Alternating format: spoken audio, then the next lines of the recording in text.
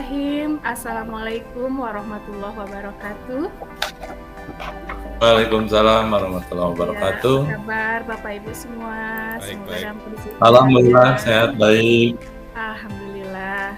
Bersyukur kita kepada Allah Subhanahu wa taala di tengah pandemi corona yang belum berakhir, kita semua diberikan kurnia kesehatan sehingga bisa berkumpul di kelas maya kita untuk membahas materi sekolah penggerak. Baiklah Bapak Ibu, hari ini kita akan membahas tentang modul pembelajaran pada sekolah penggerak. Jika dulu kita mengenal bahwa modul ajar itu adalah kumpulan dari materi-materi yang kemudian berisi tugas terstruktur pada peserta didik kita. Kali ini kita akan melihat apa sebenarnya modul ajar pada kurikulum sekolah penggerak. Baiklah Bapak Ibu, pada kesempatan ini kita akan mempelajari tentang konsep modul ajar, komponen modul ajar, prinsip penyusunan modul ajar, dan prosedur penyusunan modul ajar.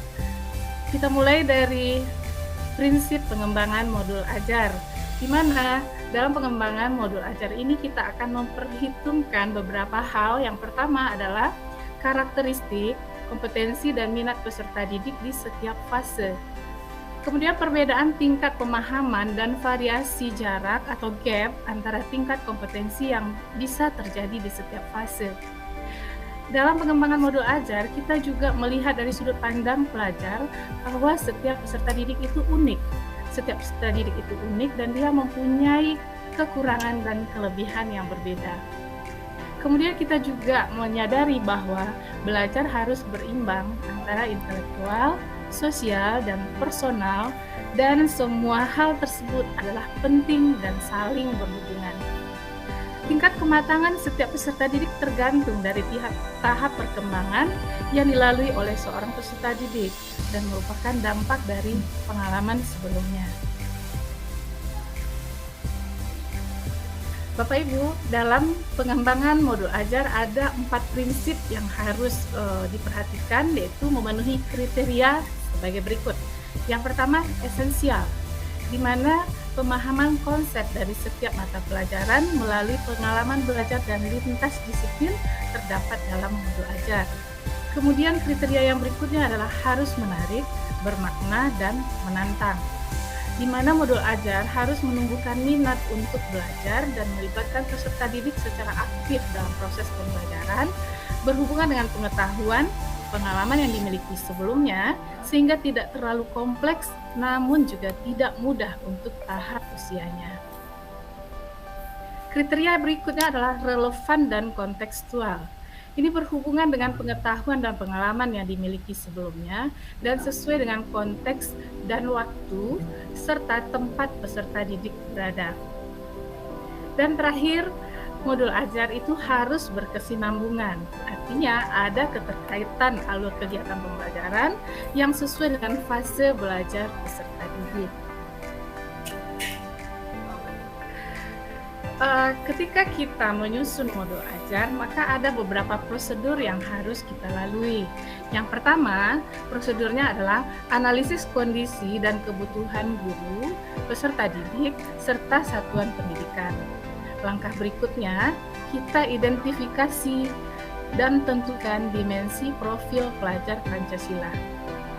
Berikutnya kita tentukan alur tujuan pembelajaran yang akan dikembangkan menjadi modul ajar.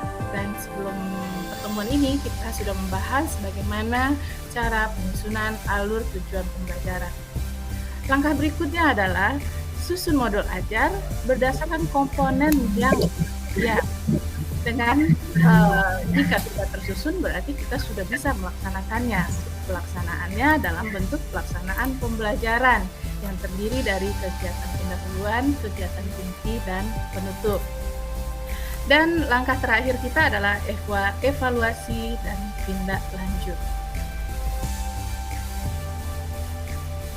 Oke, mengapa perlu dilakukan evaluasi dan tindak lanjut adalah bahwa peserta didik kita itu semuanya unik dan tidak semua fase bisa dicapai oleh peserta didik dalam kompetensi yang sama.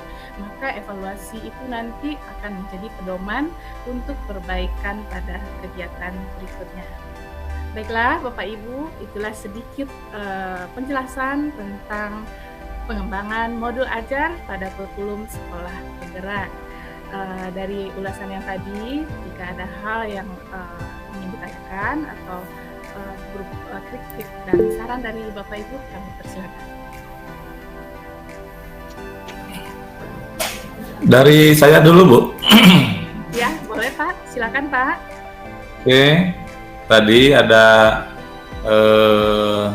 profil pelajar Pancasila di dalam modul ajarnya. Apakah semua unsur harus masuk semua dari 1 sampai dengan 6, atau bisa salah satu atau 2 saja yang dimasukkan ke dalam per modul tersebut? Terima kasih, Bu. Iya Pak, baik Pak. Sebagaimana kita ketahui ada 6 dimensi dari profil pelajar Pancasila. Nah, ketika kita akan menyusun modul ajar, pertama kali kita lihat adalah capaian pembelajaran. Jika dari capaian pembelajaran tersebut ternyata tidak memungkinkan semua profil pelajar Pancasila kita masukkan dalam modul ajar, maka kita masukkan yang mungkin yang memang esensial dan sesuai dengan capaian. Contohnya begini, dalam mata pelajaran fisika, capaian pembelajarannya adalah peserta didik mampu melakukan pengukuran. Nah, dalam kegiatan pengukuran ini menggunakan alat ukur, jangka sorong, mikrometer. Hal ini bisa dilaksanakan melalui kegiatan praktikum. Nah, kira-kira dari kegiatan praktikum ini profil pelajar Pancasila yang mana yang bisa kita terapkan? Menurut Pak Wahyu, kalau kita melakukan praktikum berarti ada gotong royong, kerjasama, kreatif. Nah, ya, gotong royong, kerjasama, kreatif.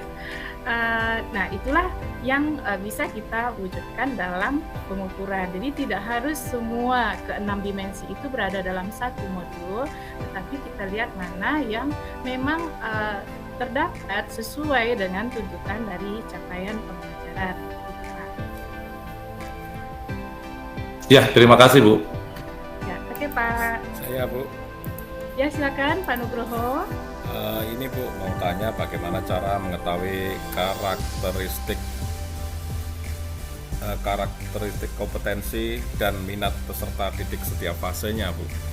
Ya, jadi Bapak, Ibu, kita pada program sekolah penggerak itu adalah kita berpusat kepada peserta didik. Dan dalam hal ini tentunya untuk memulai suatu pembelajaran dan menyusun modul ajar, kita harus mengetahui karakteristik dan kompetensi dari peserta didik. Hal ini bisa kita ketahui dengan cara melakukan diagnostik awal. Nah, tes diagnostik awal ini melingkup 2 hal. Yang pertama adalah pada bidang akademik.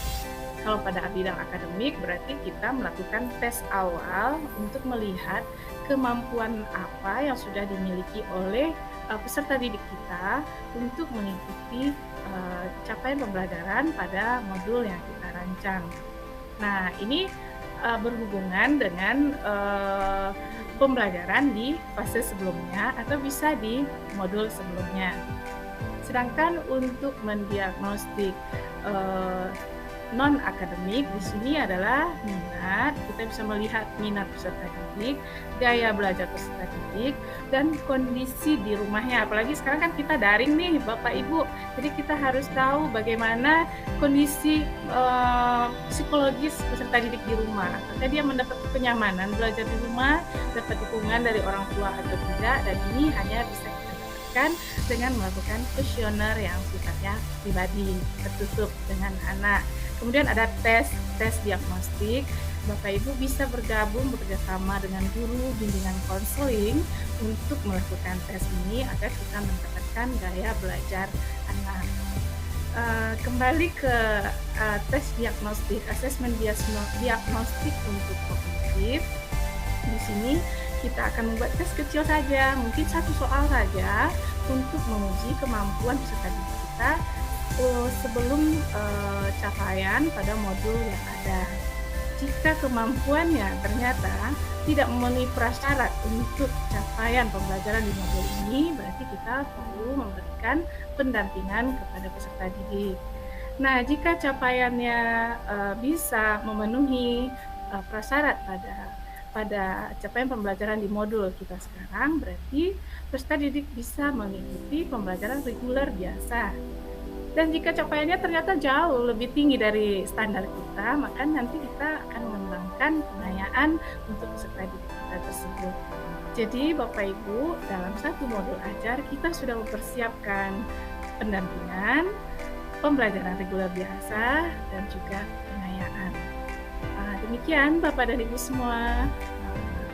Terima kasih Bu. Terima Ya, oke, baiklah. Apalagi apa masih ada pertanyaan untuk materi kita modul ajar? Udah cukup Bu. Cukup Bu. Nah, karena rasanya sudah tidak ada pertanyaan untuk penyusunan prinsip pengembangan dan penyusunan modul ajar, maka Bapak Ibu dipersilakan untuk bekerja sama di KKG-nya masing-masing. Mari kita sama-sama menyusun modul ajar sesuai dengan capaian pembelajaran agar bisa mewujudkan profil pelajar Pancasila. Terima kasih untuk bersama kita hari ini. Mohon maaf jika ada hal yang tidak berkenan. Semoga bermanfaat dan mari sama-sama melangkah menuju sekolah penggerak. Terima kasih. Assalamualaikum warahmatullahi wabarakatuh. Waalaikumsalam Bu. Waalaikumsalam warahmatullahi wabarakatuh.